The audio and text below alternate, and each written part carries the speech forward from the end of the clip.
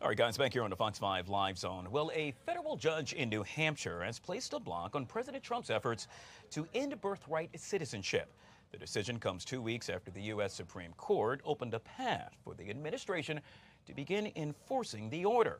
Now, the temporary injunction comes after a class action lawsuit against the administration on behalf of U.S.-born children. So, what does this mean legally and politically for the president, and what happens next? Well, joining us to discuss just that and so much more is Professor Alan Sanders, joining us yet again on the Live Zone. Professor Sanders, always good to see you, sir, and welcome back to the show. Likewise, Guy. Always a pleasure for me, too. So this came about after the American Civil Liberties Union filed the lawsuit late last month after the Supreme Court backed the president's request, in essence, to scale back nationwide injunctions from lower court orders. Can you really expand on that? Well, the court didn't like the idea of nationwide injunction, saying that the statute under which these injunctions were based was being interpreted too broadly by trial judges. But the court left open the door to have class action lawsuits.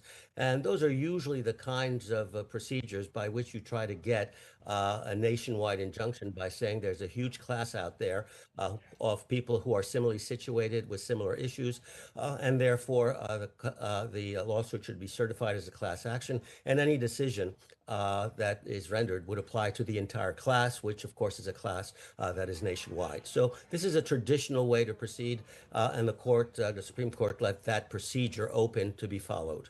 Professor Sanders, correct me if I'm wrong, but the decision by the Supreme Court will, in essence, embolden President Trump, will it not? Well, not for the moment. That is to say, nationwide injunctions cannot be used in this case or otherwise in other cases, but class action lawsuits are still permissible, and many of these nationwide injunctions could be translated into class action lawsuits. It really depends on the facts of each case. So that leads me to my next question. I would say the million-dollar question. So what happens now? Well, right now, in terms of the birthright citizenship question, the president's order is on pause. It's being appealed to the Court of Appeals, and the Court of Appeals will render its decision as to whether there is a legitimate class here and whether an injunction is indeed justified. Presumably, if the court rules for the plaintiffs, then the administration would likely appeal yet again to the Supreme Court, and the Supreme Court would have to render its judgment on those two questions. Professor Sanders, I consider myself a history junkie, and, well, looking back throughout history, I do not recall us being in this current position. Is it fair to say that we are in uncharted territory?